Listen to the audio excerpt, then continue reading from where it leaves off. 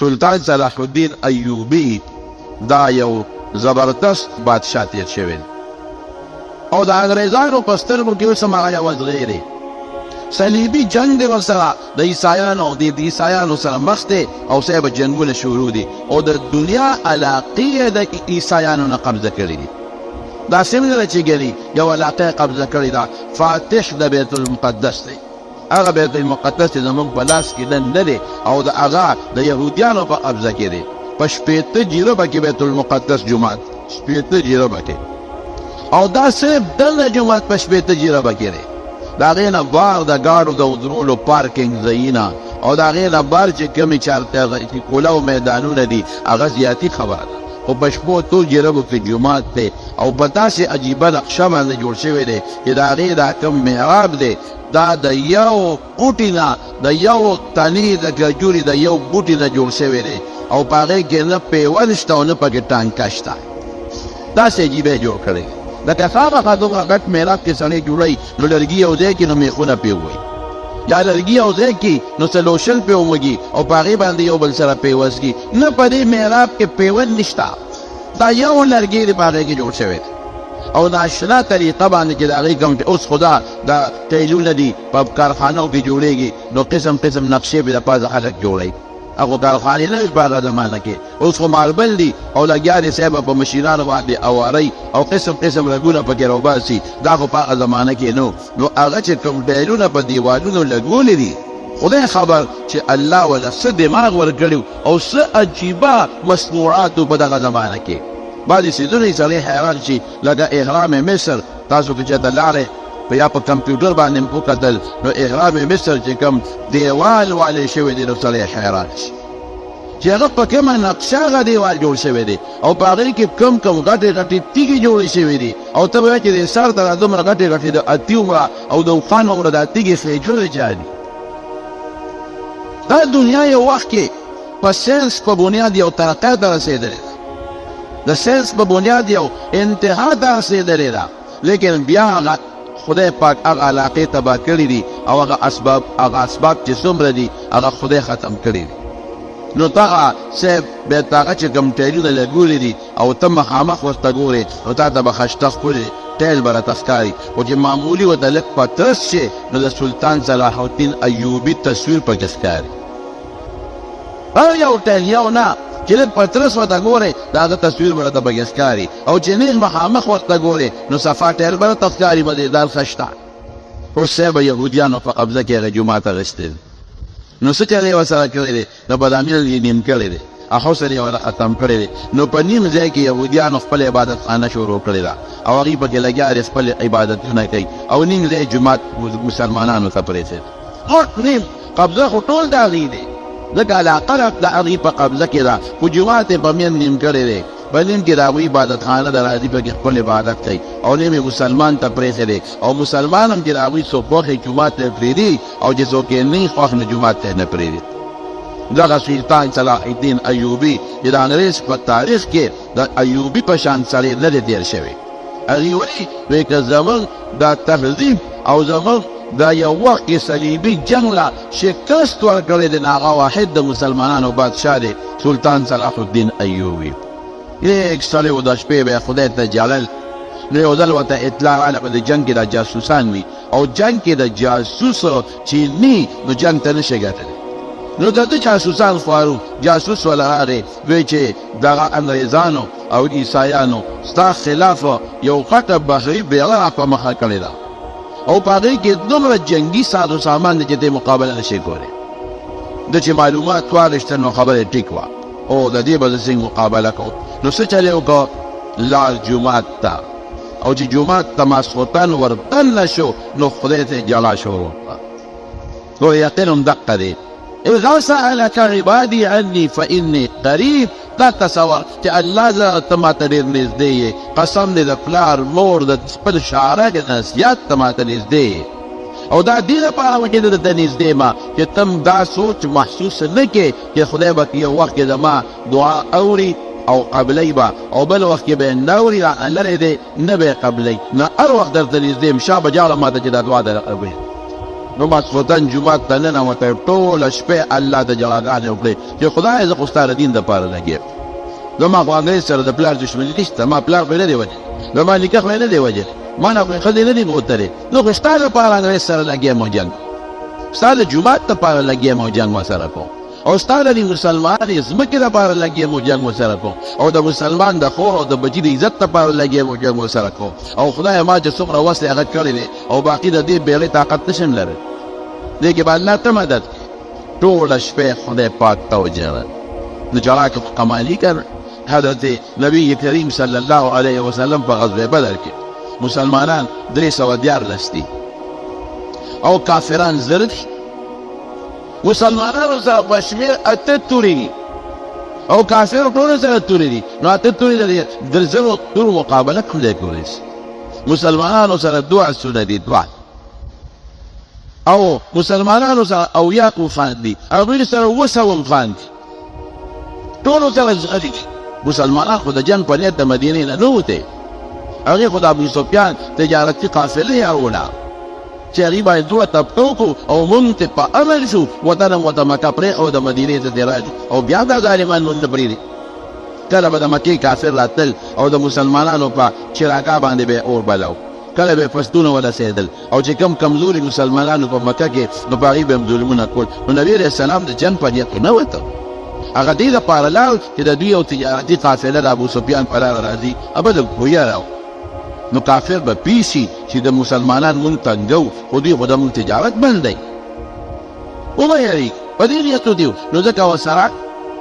8 تورې او 2 آسونه او یو خان باقي څه نشته بیاس کې د ابوجهل د زرو کسانو لښکر راغی وسر او دومره دې زړور د ابوجهل لښکر چې هغه د قوم ته وي دا خو لږ خلک دی وسله ورسره نشته نو جمدي به یې نیسو مسلمانان یاد ګورئ ومن مینه کې جمدي به نیسو مکې ته به بوزو نخرې به پرې کوو او دا پته وه چې په 8 تورې او ټول د کجورو ډانګونه دي د کجورو ډانګ نه 8 تورې زما د دې ټول لښکر د دغه مقابله کبتی کړی شي و دورې پات ته چې کله پته ولګېدله چې واقعي که خبره د اسبابو شي زما سبب نشته کاو که خبره د طاقت شي نو 313 وغزر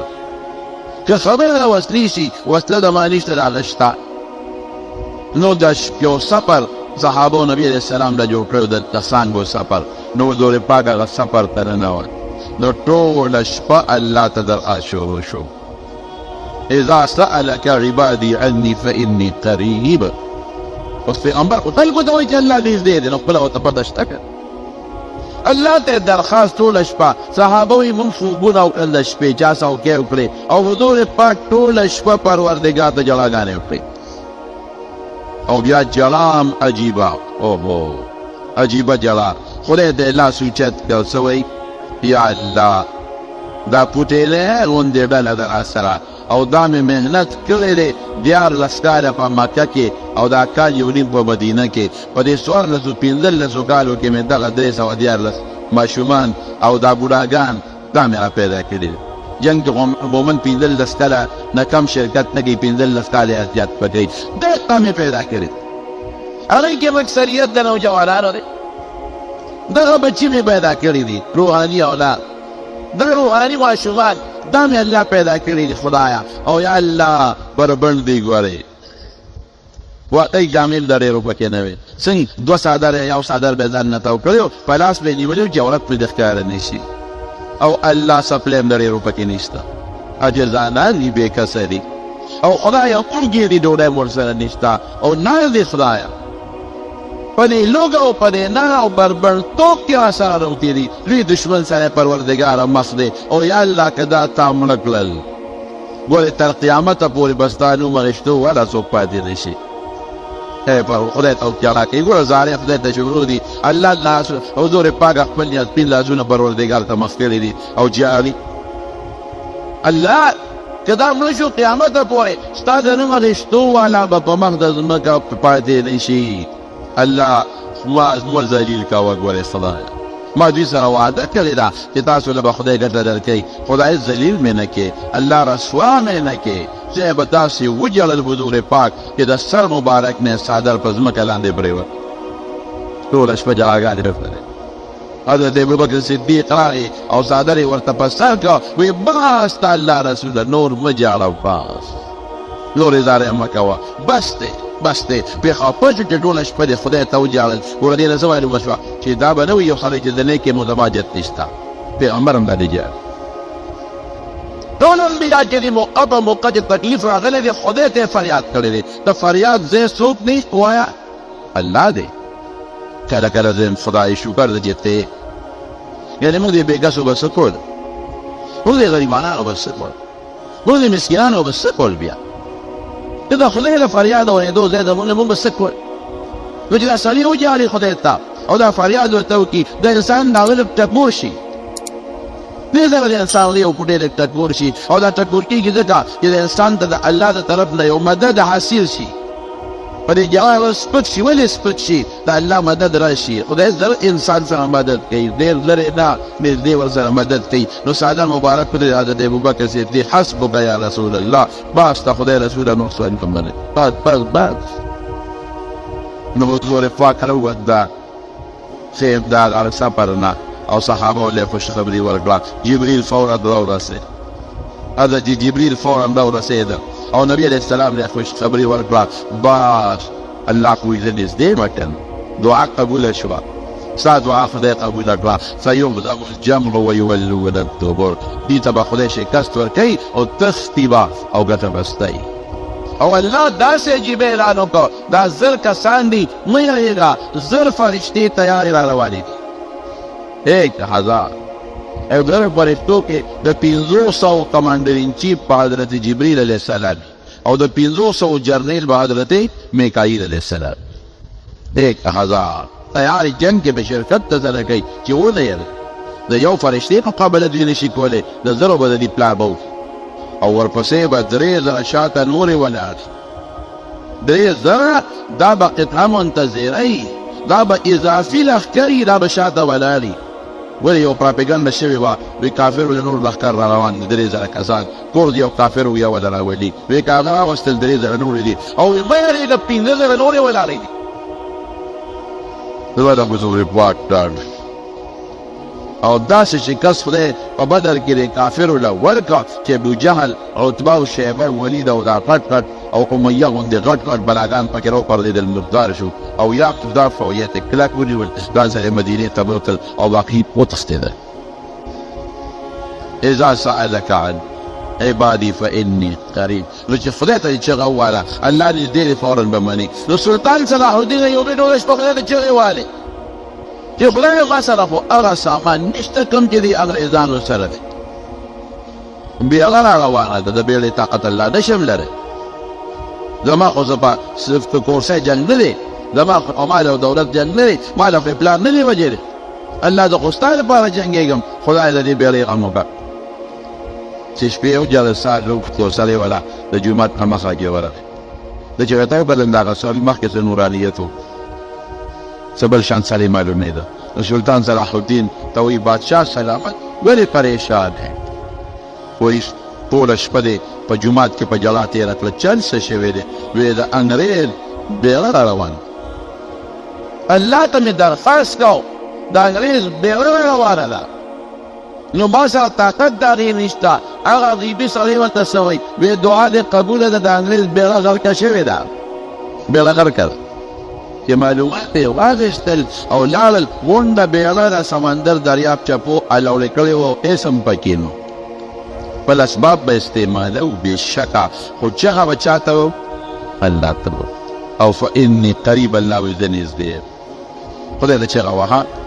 دا الله نږدې دی. دې کې دویم ټکي بل نشته دی، دې کې تعویل نشته. خدای ستا فریاد قبلوي. او ما نه که یو سړی یو شی وغواړي نو کله به راسره وي، ور به کم، کله به نه ور به نه، او کله به راسره وي زه به ځکه نه ورکوم چې زه به یېرېږم چې دله ورکړم نو زه به څه کوم، بچي به مې څه کوي. او کله به که سبا زما ورته حاجت شو نو بیا به څه کېږي؟ وایه. نو خدای سره دا هم نه چې نشته، شته ورسره. زم دا چې زه ورکم نو زه به په سبا یریږم چې زما جت شي خدای جت چاته جت نه لري د خدای سره څه کمیږي نه هیڅ کمی نه لري. نبی کریم صلی الله علیه وسلم فرمایي وی د خدای بندگانو وی الله دا زمکه چې پیدا زمکه پیدایش زمخ کې زمکه دا نو پیدا او به پیدا کړي او د خدای عرش او به نسمکه او نسمانه دا هغه وخت نه خدای سخا شروع کړي او تر نه پورې سخا کوي مال ورکوي او به دین کې معمارانو نه ورکوي دې فرېدې دې انسانانو له ورکوي حیواناتو له ورکوي څومره ګیاګانې درغونې څومره میوې درغونې څومره غله درغونې قسم درغونې وی دا خدای لاس کې چې سیدي پوټین کم نه شو نه کمیږي کمېدو ولا دی نو زه خو کماله څوک شی وغواړي او زه وایم چې یاره ورکم کم بشي نو خدای سره کم هم نه لري وبهم کم ورکړل نو سبا که زما یا د بچو جت شي نو د خدای بچي هم نشته او خدای جتمن هم نه دی او خوشحالېږي هم ګورې په ورکړه موږ پرې خفه کېږو پرې خوشحالېږي هم په ورکړه باندې په الله نیز ډېر فریاد بس چې ته فریاد ورته وکړې فورا د الله دا فریاد قبلوي د اورنګزېب بادشاه چې عالمګیر یو د ده دغه شیخ په دې تمو چې ما ته بادشاهي میلو شي اورنګزېب په دې تمو چې ما ته میلو شي دغه شیخ کبرجنو بدماشو او غلطو خلقو سره به کېناستېده پاڅېده او اورنګزېب عالمګیر به نیکانو سره او عالمانو سره نه عجز طبیعته و او پلار هم په دې سوچ کې دی چې باچي چاله ور اوس دواړه لګیا دي په کوشش کې دي اورنګزېب هم لګیا دی چې د پلار کوم نږدې دوستان دي هغوی ته رجوع کوي چې زما پلار ته ووایي چې دا بادشاهي ما ته راکړي دغه شیخ هم لګیا دی هغه هم وزیرانو ته چې کوم د پلار نږدې خلک و هغوی ته ووایي چې زما پلار ته ووایي چې مالی راکړي سفارشونه شروع دي د پلار تقرب هم شروع دی او چې څه بادشاه د حاصلولو طریقې دي هغه ټولې کوي او د خلکو نه دعاګانې هم غواړي د دې دارا شکوه ته چې وایي چې پلانکي کې یو ډېر نیک سړی دی عالم دی او بزرګ عالم دی او هغه له لاړ شي چې دعا درته وکړي نو که درته یې وکړه دوا نورنګې هغه چې چا ته هم د ده د اخلاص نه دعا کړې ده نو بس خدای پاک یې قبلوي دارا شکوه وله ورغله هغه دغسې ناست دی چې دارا شکوه وله ورغی او له راپاڅېد ځکه چې د بادشاه زوی شهزاده دی احترام یې وله وکړه راپاڅېد ورته غاړه وت او مسله پرته وه ورته وایي دارا شکوه شهزاده صاحب په دې مسله کښېنه هغه وایي نه صاحب ستا په مسله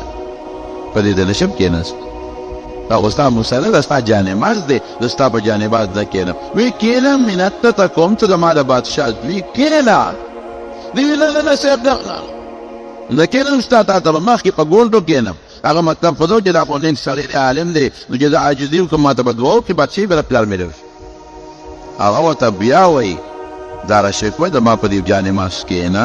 ته بادشاه زوی وایي نه دوی ځله یې ورته ووایي خو دې کښېنه ناسته نو بیا هغه عالم بزرګ په خپل جانماز په خپله کښېناست او دوی ورته را تحیاتو په شکل کې مخامخ کښېناسته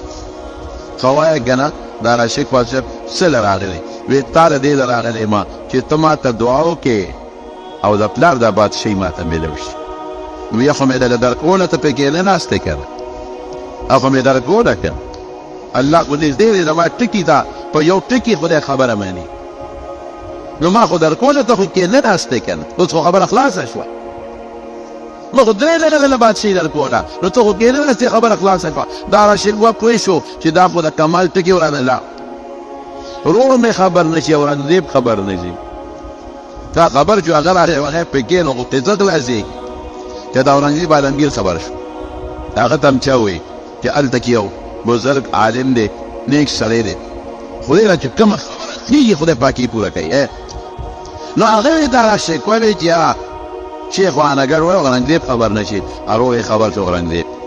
چې دغسې یو خو دې له نه خبر چې دی ولا تللی دی خو داسې ورته پته ولګېدله چې یاره دغسې یو عالم دی بزرګ سړی دی زه ولا دې ولا راغی چې راغی عالم بزرګ ته اورنګزېب هم د بادشاه زوی د شهزاده دی دې ورته پاڅېد وی په دې مسله راځه کښېنه وی نه نه صاحب نه کښېنم دا خو ستا مسله ده زه به مخامخ درته کښېنم بیا ورته وایي نه بادشاه زوی کښېنه نو چې په دویم ځل یې اورنګزېب کښېناسته په مسله کښېنه چې کېناسته نو د عالم ته وایي دی بزرګ ورته وایي وی اورنګزیب عالمګیر څه له راغلی وی دې له راغلی یم چې دوا راته وکړه چې د پلار تخت او تاج راته میلو تخت و تاج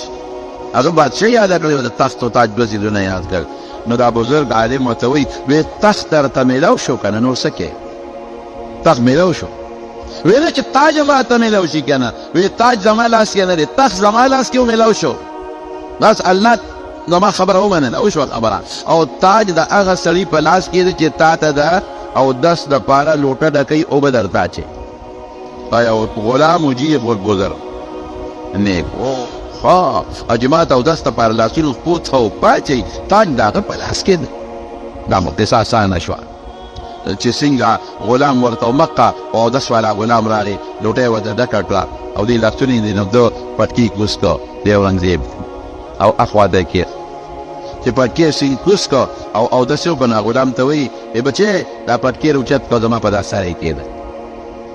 ای بچه دا لاس کې بدل کم تی په خپل دا په سر یې کېده بادشاه سلامت دا پټکي براوالم ستا غلام یم د دې قابل نه چې ستا په سر کې زه د دې قابل نه یم چې ستا مبارک سر باندې پټکي کېدم دا پټکي خو لوی خلک په سرونه ایږدي لکه به یې د سربندۍ کې چې موږ طالبانو ته پټکي ږدو نو خو مشرانو ستا دا لیږدي که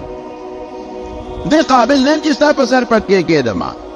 دا به صاحب تاسو له لاس کې درکړم او تاسو یې کېدی ویې ته زما په سر کېده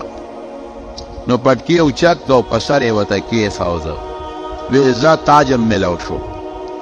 هغه هلک ورته وایي وی تخت خو پرون میلاو شوی او تاج نن درته میلاو شو وی د هغه ملا د خدای داسې کي وی د مرضونه یې پاش کړل وی او مکه څه شوه بادشاهي خدای ورنډې وارمګېده نو بعضې وخت به خدای ته چغه وی چغه او درخواست به کوې او بعضې وخت باندې کې یو خبره راشي ابم خدای اوري ابم اینی یعلم ما فی صدورکم ستاسو په سینو کې چې څه پراته دي الله دې خبردار الله علیم بذات الصدور ما ته خو چې په خپلې ویل شوه واورم که نه او کله کې کوم چې ستا پروت دي نو ما ته د هغې پته نه لګي د کشف خاوندانو ته بعضې وخت کې لوغي بعضې وخت کې وي تمونه کشف د چا په اختیار کې نه کله ورته خدای وښیي کله ورته الله ونښیي لیکن الله بادشاه انی قریب تا ته نږدې خولې نه به دې خبره نه وځې د خولې نه او زړه کې به دې خبره راغلي او الله دې ته خبردار